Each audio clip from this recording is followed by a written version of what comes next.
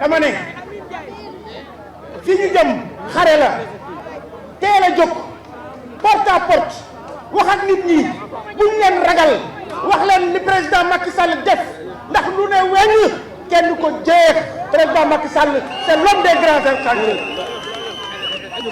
c'est l'homme de la stabilité mooy li nga xam ne mooy indi jàmm nag Sëñ Touba nee na lu waay di ko wutee jàmm ko gën kon nañu góorgóorlu bu leen ragal kenn dem leen ci jàmm nag ci jàmm munu suñu président ku leen saaga jóg rombi leen ko ku leen bëgg indil coow bu leen ko wuyu xam nga ndax lan borom caq du xeex ak borom baatu neen te caq bi président Macky Sall ko tol président Macky Sall sol caq bi kon tey yéen ñëpp laa wax porte à porte bi ngeen door kontaan naa ndax jeunes yaa ngi nii les jeunes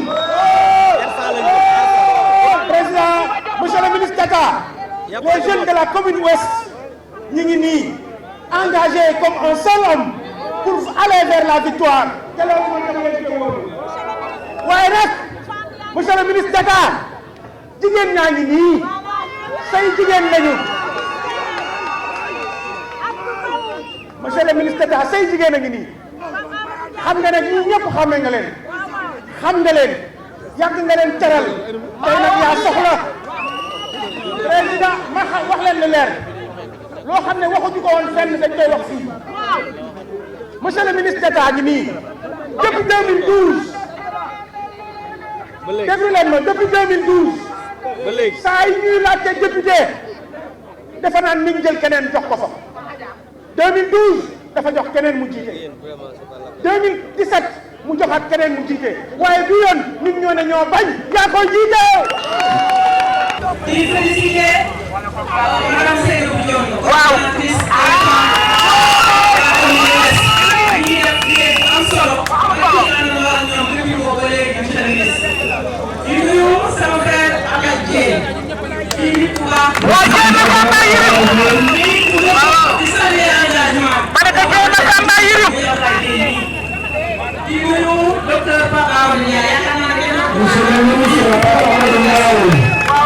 social nit ku baax nit ku dëgg di dellu di ñaan sama borom jigéen nga président de la République daf ñoo sas lu toll ni liste nationale mu jël jigéen tax ko teg ko yaakaar naa ne loolu bu ndaw desee la buñu dara leen rek moo war mooy le 31 juillet ñu wan ko ne ñun jigéen ñii nga jiilal jaatee bi nga benn yoon ñu gën a raxasaayu ko ne xam nga ne fii mu fi falu jigéen moo la xam président de la République dafa ñaata sonn jigéen mu ne defal nañ ko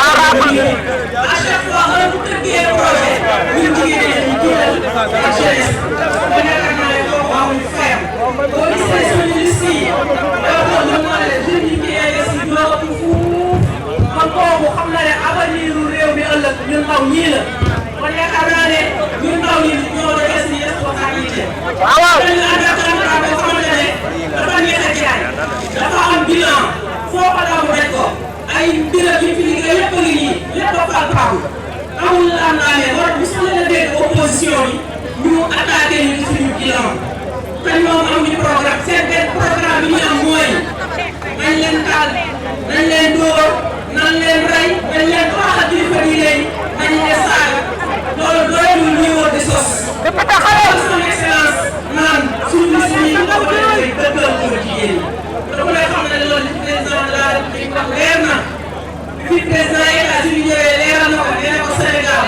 tant que maa ngi ci bopp bi fii góor jigéen kenn ko mu sa dëggal benn ànd ak suñu diine ñaar suñu culture ànd ak moom ñett bokkul ci suñuy aada kon yaakaar naa ne débat boobu faram laay kon bu ñu yàlla boole opposition bu mel noonu nga xam ne sos dañu am programme ñun ñoo war a sos suñuy daal dem leeral nit ñi dugg ci kër yi gën a renforcer proximité bi jox leen la bonne information ñu jàpp ci ba son excellence lii mu mën a ci Sénégal projet yi mu tëgg yëpp xëy yu ndaw yi ak yooyu yëpp ñu jàpp ndax leneen rek ko mën a àggale ko ñu amal dañuy nuyu d'abord monsieur le ministre d'État, notre grand frère Augustin Tine, jaarale ci moom nuyoo bi servir ko à tous les investis du département et de la liste nationale. Monsieur le ministre, c'est un honneur d'être choisi pour parler au nom de la grande coalition Benno Bokk Yakaar. Je vais emprunter une phrase de l'honorable député Abdou Mbow qui est là. Lors d'une réunion à Dakar, Abdou Mbow, j'emprunte un de vos propos. Lors d'une réunion à Dakar, il disait, à travers nos propos, on ne doit pas faire de distinction d'appartenance de parti. Aujourd'hui, nous parlons au nom de la grande coalition Benno Bokk Yakaar. Monsieur le ministre, je ne serai pas long. Dama lay wax discours bi ma wax ñi fi nekkoon keroog. Caravane bi léegi lañ ma ko wax ma ñëw pour teetu leen dellu ci liggéey bi ñu nekkoon. Aujourd'hui, si nous avons 1000 maisons war nañ fa teg suñu tànk. Nous avons une campagne de démenti. Démentir toutes les accusations fausses portées sur le président Macky Sall et faire valoir toutes les réalisations faites. Dama ni kuy ñun jàngalekat lañu bokk ci monde du sport ñaari weer yi ñu génn rek xawma ñeenti weer li fi Macky Sall def comme réalisation jar na tey ñu fexe ba Assemblée nationale mu am majorité. Mais ñi ko war a porter ñan lañu mooy à travers ces députés là des gens, comme je l'ai dit l'autre jour, disciplinés, civilisés, ba pare xam programme bi lan la dugg ci kër yi wax ak ñoom avec beaucoup de respect. Ces gens-là qui ne font que de l'agression, seen ay arguments, nous avons porté un autre discours bu bokkul ak boobu. Chers investis, sachez que vous aujourd'hui, vous êtes l'honneur de Thiès. Vous êtes l'honneur du département et même de la nationale. Nous n'allons ménager aucun effort pour que nous ayons une victoire éclatante au soir du 31 juillet. C'est les instructions reçues de notre président et c'est les instructions reçues du président de la grande coalition qui est le président Macky Sall. Li ci des nag mooy wax ak nit ñi suñu jógee fii ba programme bi jëm ba caravane bi dem fi mu war a dem ku nekk na nga dellu ci li nga nekkoon.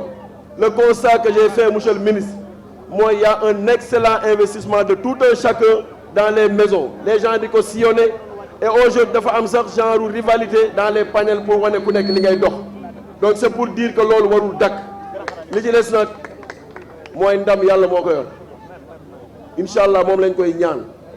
jigéen ñi depuis bi ñu nekkee ba léegi ñu ngi fi toog di la xaar collège des femmes ñëpp a mobilisé wu derrière Marième Bob Sylla pour toog di la xaar donc dañ leen a war a sargal war leen a jox seen wàccuwaay añuwuñu te benn jigéen añuwuñu tey ndax monsieur le ministre yaa ñu ko lebal loo nekk ñu nekk ci ak yow wax ji du mën a bari parce que ñu jëf la ñu gën a wane bu soobee yàlla ñi ngi porte à porte ñi ngi ci liggéey bi boobu ba léegi nelawul ñu tëdd ñu lekk ñu naanu ndax lan ndax jox la ndam ndax da nga koo mérité monsieur le ministre da nga koo mérité nit ku baax li ñu naan tonkin bi département nit koo xam ne tey jii soo yokkoo Thiès yëpp dañuy yokk ba yëpp ñu bëgg ko soir du 31 juillet ñu jël ndam bi teg ko ci sa loxo nga teg ko ci loxo président Idrissa Seck mu teg ko ci loxo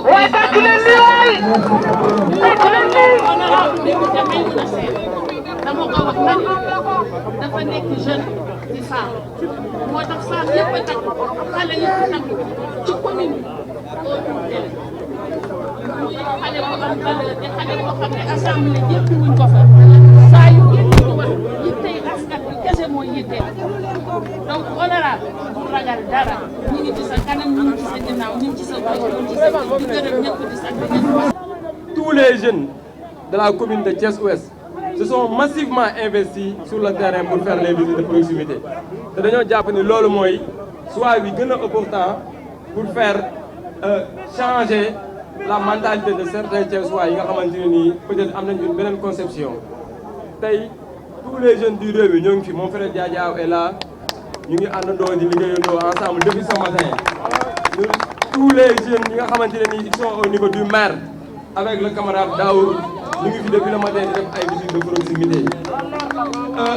Au niveau de Thiès Ouest cette fois-ci on a senti que ni yàlla mën na ñu defal sutura soo xamante ne nii ñu am ndam parce que y a une détermination de tous les jeunes.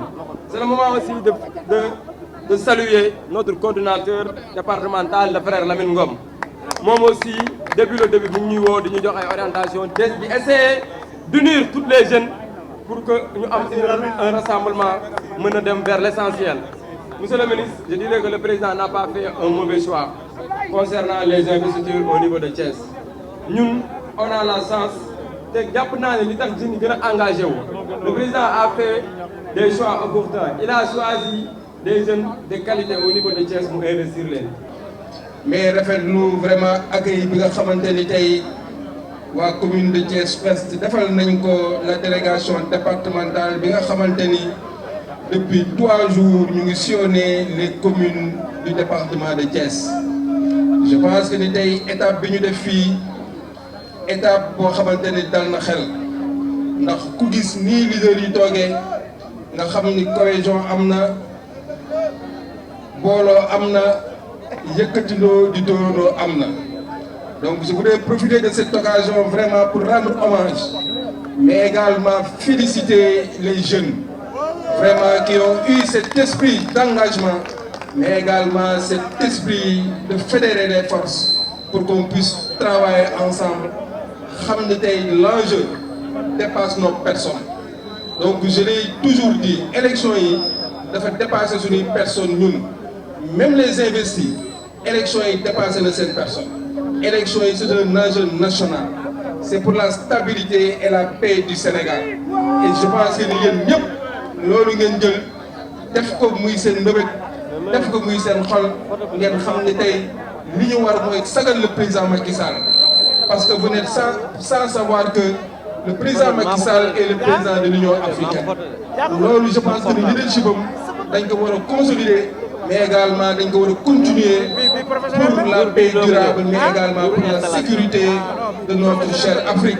dama wax Sénégal parce que Sénégal am nañ taxawaay mais je pense que ni tey ñun ñoo ko war a mën a dooleel gunge ko te gunge boobu nag pour mu yegg mooy majorité écrasante élection législative du 31 juillet. Et je pense que ni tey li jigéen ñi wax li jeunesse bi wax xam nañ ni waa Thiès Ouest depuis le début de la campagne je peux le témoigner monsieur le ministre mi ngi dugg ci terrain bi di wax ak nit ñi avec une stratégie nag boo xamante ne am nañ ko yor seen i fiche di dem di seeti këroo kër di jël seen i numéro téléphone di wax ak ñoom parce que je pense que ni loolu base de données la boo xamante ni jour élection yi dina mën a xam ñan ñooñu war a voter si commune Est bi. dama bëgg a wax ne lii nga xam ne moo fi am muy caravane bi bu ngeen seetloo caravane bi melul comme caravane yi ñu daan def dajale nit ñi ñu topp ñu c'est juste que tête de liste bi mooy ñëw nuyoo bu paree jaar feneen nuyoo nit ñi continuer liggéey bi sur le terrain parce que ñii ñu àndal ak ñii ñu fekk ci suñuy nit lañ ñi nga xam ne ñoom la ñu war a convaincre pour ñu voter mooy ñi nga xam ne ñoo nekk ci kër yi ànd ñoo ñun nekk ci grand place yi nekk ci garage yi nekk ci leneen parce que ñi fi nekk fii yëpp ay militants Benno Bokk Yaakaar lañ mais dafa fekk ne politique wax li ngay def ci am solo ak lan moo tax nga jóg parce que la presse elle est là tey jii damoo xam ne li nga xam ne moom la ñu war a def jox président une majorité dafa nekk au-delà de nos personnes parce que président ak ñi mu àndal ay nit ñu responsable lañ mën nañ gérer gouvernement gérer nañ assemblée pendant 10 ans def ay réalisations dans ce pays Thiès gii ñu gis ay infrastructures yoo xam ne président ak gouvernement am def nañ ko te jàpp naa ne coalition boo xam ne muy Yewwi boo xam ne mënut a gérer caravane ñëwee xeex di xuloo di tojante ay bopp di yàqante ay xeex cette coalition ne peut pas gérer une assemblée nationale nañu waxante dëgg te ñoom ñëw nañ ba Thiès wane na ñoom ay xale lañ ay brigands lañ ay nit ñu violent lañ lépp li nga xam ne moo leen ñor moom mooy xuloo xeex saaga tojante bopp ak toj ay oto ak gazé ay nit jàpp naa ne nit ñu mel noonu waxuma la assemblée nationale waaye jox leen gestion quartier sax erreur la. Je voudrais juste dire qu'une coalition qui ne peut pas gérer une caravane dans une ville comme Thiès ne peut même pas gérer un quartier, à plus forte raison une assemblée nationale. Je voudrais que les Thiessoises et les Thiessois sachent que nous sommes aujourd'hui en train de travailler à donner au président Macky Sall une majorité pour une stabilité de ce pays. Ces élections législatives vont au-delà de nos personnes. Ces élections législatives vont dans le sens de chercher une stabilité pour ce pays. Parce que le président Macky Sall, depuis 2012, a réalisé des infrastructures dans ce pays, a investi sur le capital humain et aujourd'hui est en train de transformer structurellement l'économie de ce pays. Donc je pense qu'un homme comme ça, qui est un homme de paix, un homme de dialogue, un homme qui fait tout pour que le pays soit dans une cohésion sociale, mérite qu'on lui donne une majorité confortable à l'Assemblée nationale pour qu'il puisse continuer ses projets. La victoire est déjà acquise. Puis moom dafa naa ni monsieur le ministre d'État dañu fi jaar rek pour nuyu ñu mais fii jarul woon ñëw ndax la victoire est déjà acquise. kon fii monsieur le ministre d'État, cher oncle, dama bëggoon nuyu la d'abord ziara la di am mbégte bu baax nag mën naa ni fekk si la fii à Thiès Ouest aux côtés de notre responsable plénipotentiaire et coordonnateur de la commune de Thiès Ouest, le ministre Pape Amadou Ndiaye ma koy sant di ko gërëm. Monsieur le ministre, defe naa ne fii tey yow yaa fi am kàddu. maa ngi yow benn fii yaa fi am kàddu ndax coalition bi yow yaa koy coordonné au niveau de Thiès Ouest. Mais également monsieur le ministre d'État ma rassuré la wax ni la docteur Pape Amadou Ndiaye, coordonnateur de la coalition à Thiès Ouest, a réuni l'ensemble des forces de la coalition dans la commune de Thiès Ouest. Il a installé un comité électoral fonctionnel.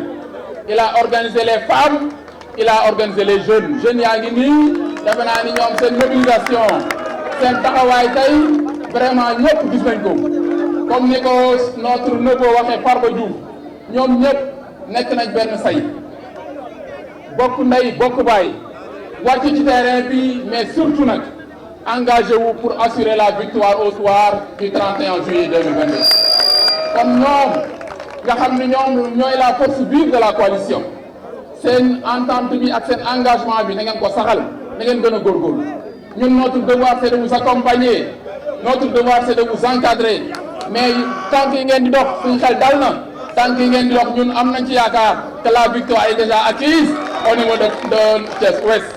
beneen bi mooy les femmes jigéen ñi gis nga leen macha allah seen taxawaay bu rafet bii comme d'habitude engagé fidèle loyal Adja Marème Diop ak toutes les femmes leaders ma mère maa ngi leen di nuyu di leen féliciter di leen wax ni ñun suñu xel dafa dal parce que suñu leen gisee ngeen mobiliser wu seen toogaay bu rafet bi ak seen engagement yéen a yor kër yi yéen a yor quartier yi yéen a yor centre de vote yi yéen a yor comité électoral yi fii moom maintenant nii liñ naan fii mokku na Thiès Ouest jeunes yi ak femmes bi mokku na monsieur le ministre d'État.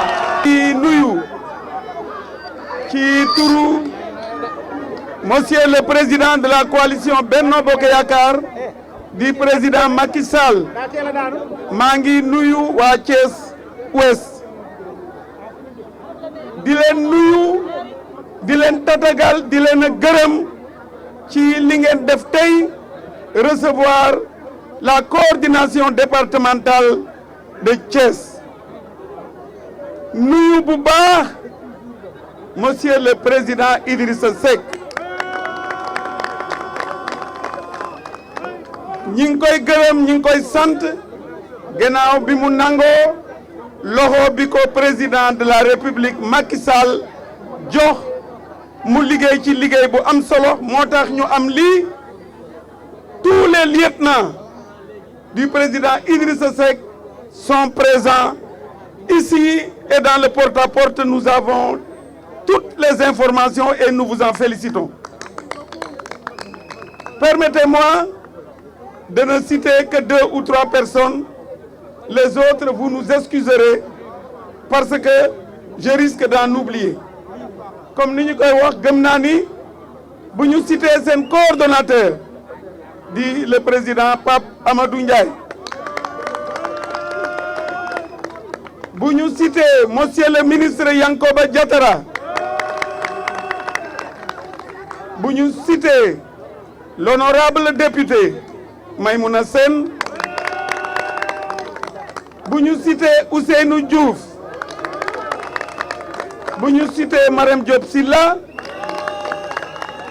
Et tous les autres que je n'aurais pas cités mais qui sont dans mon cœur. Parce que tout simplement, fini djem dafa laaj ku ci nek joxe ci bopam pour que ñu mëna am ndam. Gëm naa ni mën nañoo am ndam. Mais j'ai l'habitude de dire, même si vous avez très bien écrit votre dissertation, attendez que le professeur corrige. Il n'y a que lui qui dira si oui ou non vous êtes admis. Alors, travaillons à avoir 18 et attendons la correction du professeur. Et le professeur, c'est qui? Le professeur, c'est celui-là qui donnera les résultats.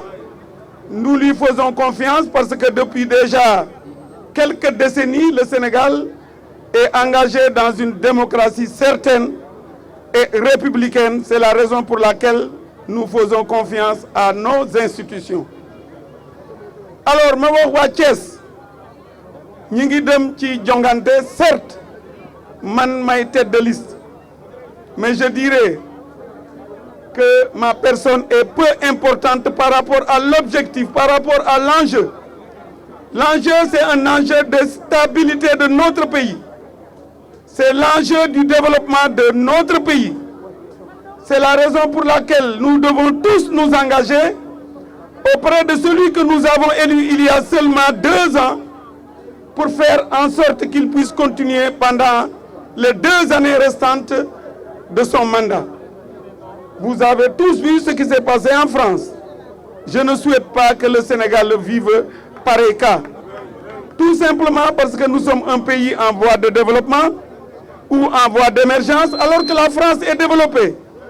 La France peut ne pas avoir de difficultés. Mais le Sénégal ne peut pas supporter une cohabitation impossible. Parce qu'il n'y aura plus de travail. Nos enfants ne travailleront pas. Et ce sera 2 années de perdu. Et pour nous, pour nos enfants et pour nos petits-enfants. Et enfin, je vous dis, vous qui devez voter, jusqu'aux jeunes de 18 ans, vous aurez aussi voté pour ceux-là qui ont moins de 18 ans, mais qui pensent à l'avenir du pays. Quand vous mettrez votre bulletin dans l'urne, vous votez aussi pour ceux-là. Vous votez pour l'avenir du pays, donc vous votez pour ceux-là. Alors, sachez que vous avez une responsabilité énorme parce que nous sommes un pays de démocratie et tous ceux qui ont 18 ans, s'ils le veulent, ils peuvent voter. Alors, chers camarades, notre engagement est un engagement pour le développement de notre pays. Alors, ce qui me permet de vous dire, le président de la République, Macky Sall, a-t-il travaillé? Oui.